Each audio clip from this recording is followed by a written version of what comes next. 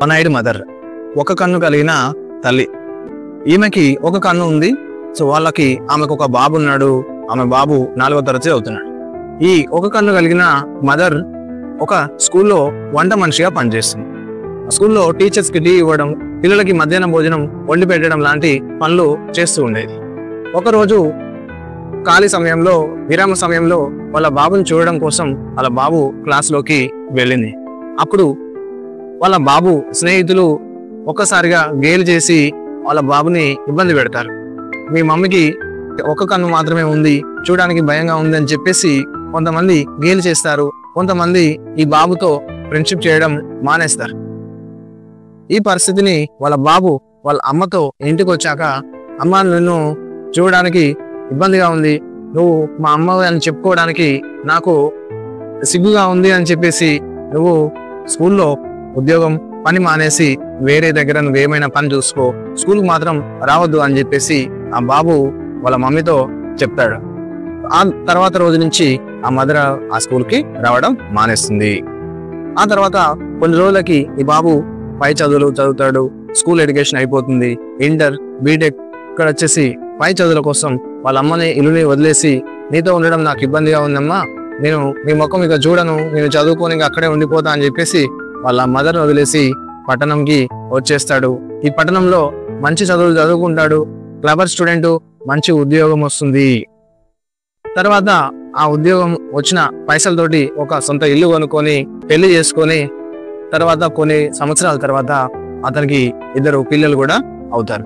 So ఇక్కడ వచ్చేసి ఈ విషయాలు వాళ్ళ గ్రామస్తుల ద్వారా తెలుసుకున్న వాళ్ళ మదరు నా కొడుకుని, కోడల్ని, మనవరాలని చూడాలనే ఉద్దేశంతో ఒకరోజు అడ్రస్ పట్టుకొని వీళ్ళ ఇంటికి వస్తుంది. వచ్చి గేటు తీసుకొని డోర్ కొట్టగానే ఆ డోర్ ఓపెన్ చేసిన చిన్న పిల్లలు ఈమె ఒక కన్నుతో ఉన్న రూపాన్ని చూసి కొంచెం భయపడి పిల్లలు అరుస్తారు. సో అది గమనించిన వాళ్ళ బాబు కోడలు ఇక్కడ వచ్చేసి ఆమెని, వాళ్ళ బాబు నువ్వు మళ్ళీ ఎందుకు వచ్చావు, మమ్మల్ని ప్రశాంతంగా బతకనివ్వవా అని చెప్పేసి వాళ్ళ మదర్కి ఇతను సమాధానం చెప్తాడు. మళ్ళీ మా ముఖం చూడకు, మా వైపు కన్నెత్తి చూడకు, మమ్మల్ని ప్రశాంతంగా బతకనివ్వు, వెళ్ళిపో మా నుంచి, మా దిక్కు రామాకు, మా ఇంటికి మళ్ళీ తిరిగి రామాకు అని చెప్పేసి వాళ్ళ మదర్ని పంపించేస్తాడు. ఆ తర్వాత వాళ్ళ మదరు గ్రామానికి చేరుకున్న తర్వాత కొన్ని రోజులకి అనారోగ్యం పాలైపోయి ఆమె మంచం పడుతుంది. కొన్ని నెలల తర్వాత ఆమె అనారోగ్యం పూర్తిగా పాడైపోయి చనిపోతుంది. చనిపోయే ముందు ఆమె వాళ్ళ బాబుకి ఒక ఉత్తరం, లెటర్ రాసి పెడుతుంది. సో ఈమె చనిపోయిన తర్వాత తెలుసుకున్న గ్రామస్తులు ఆ ఉత్తరాన్ని వాళ్ళ చిన్ననాటి స్నేహితుడి ద్వారా ఈ బాబుకు అందించడం జరుగుతుంది. ఒరే మీ మదర్ చనిపోయిందిరా, ఇదిగో ఈ లెటర్ రాసింది, ఈ లెటర్లో ఏముందో చదువుకో అని చెప్పేసి లెటర్ ఇవ్వగానే బాబు వచ్చేసి మా మదరే చనిపోయింది, ఇంకా మా పీడ పోయింది, ఇంకా లెటర్తో ఏం పని అని చెప్పేసి నేను చావు కార్యం కూడా రాను అని చెప్పేసి ఈ బాబు చెప్పడం జరుగుతుంది. వాళ్ళ చిన్ననాటి స్నేహితుడు, ఒరే ఎందుకైనా మంచిది, మీ మమ్మీ అయితే చనిపోయింది, ఇప్పుడు ఆ లెటర్లో ఏముందో ఒకసారి చదువురా అని చెప్పేసి పట్టుబట్టడంతో ఆ లెటర్ ఓపెన్ చేసి చదవడం ప్రారంభిస్తాడు. ఆ లెటర్లో, బాబు నువ్వు మీ నాయన చిన్నప్పుడు కారులో ప్రయాణం చేస్తున్నప్పుడు ఒక కారు యాక్సిడెంట్లో మీ నాన్న చనిపోవడం జరిగింది. నీకు కారు యాక్సిడెంట్లో ఒక కన్ను డ్యామేజ్ అయ్యి నీ ఒక కన్ను చూపు కోల్పోవడం జరిగింది. ఈ పరిస్థితిలో నీకు డాక్టర్ గారు వేరే ఎవరిదైనా కన్ను అమర్చాలని చెప్పేసి చెప్పడం జరిగింది. అందుకోసమే నా కన్నుని, నీకు భవిష్యత్తు ఉంది, చదువుకోవాల్సిన వయసు, పెళ్లి చేసుకోవాల్సిన వయసు అని చెప్పేసి నా కన్ను నీకు అమర్చడం జరిగింది. ఆ విధంగా నేను నా కన్నును కోల్పోయాను, నా కన్ను నీకు అమర్చారు, నా కన్నుతో నువ్వు ఈ ప్రపంచాన్ని చూస్తున్నావురా.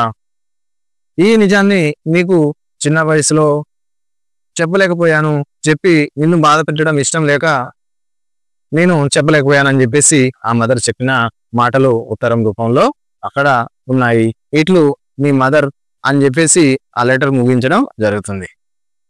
ఈ విషయం తెలుసుకున్న వాళ్ళ కొడుకు బోరున విలపిస్తూ ఏడుస్తూ, అమ్మ ఎన్ని రోజులు అదే నాకు ఒక కన్నుతో నేను ఉంటే నాతో ఎవరు స్నేహం చేసేవాళ్ళు కాదు, నేను ఎక్కడికి పోయినా అవమానాలు పడేవాడిని, నాకు మ్యారేజెస్ అన్న ఈ అమ్మాయి కూడా ఇష్టపడేది కూడా కాదు, ఇలాంటి పరిస్థితిలో నేను పడాల్సిన అవమానాలు నువ్వు పడుతున్నావు, నువ్వు పడ్డ అవమానాలు నేను పడేది అని చెప్పేసి అప్పుడు రియలైజ్ అయిపోయి బోరున ఏడుస్తూ కన్నీరు మున్నీరు అవుతూ భార్య పిల్లలతో వాళ్ళ మదర్ విలేజ్కి వెళ్ళి వాళ్ళమ్మ కర్మకాండలు జరిపించడం జరుగుతుంది.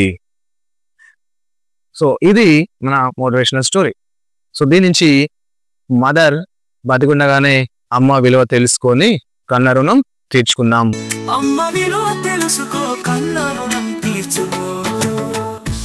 అమ్మకి విలువ అనేది ఇవ్వాలి. ఏ విధంగానైనా ఏ మదర్ అయినా సరే ఇబ్బంది పడకుండా మన కోసం చేసే సాక్రిఫైసెస్ మదర్కి కంపల్సరీ రుణపడి ఉందాం. ఈ స్టోరీ ద్వారా మీ అభిప్రాయాన్ని కంపల్సరీగా, నా మొదటి స్టోరీ మీ అభిప్రాయాన్ని కంపల్సరీగా కామెంట్ రూపంలో తెలియజేస్తారని ఆశిస్తూ లైక్ చేసి మన వీడియోని మీ బంధుమిత్రులకి, మీ పిల్లలకి అందరికీ షేర్ చేయండి.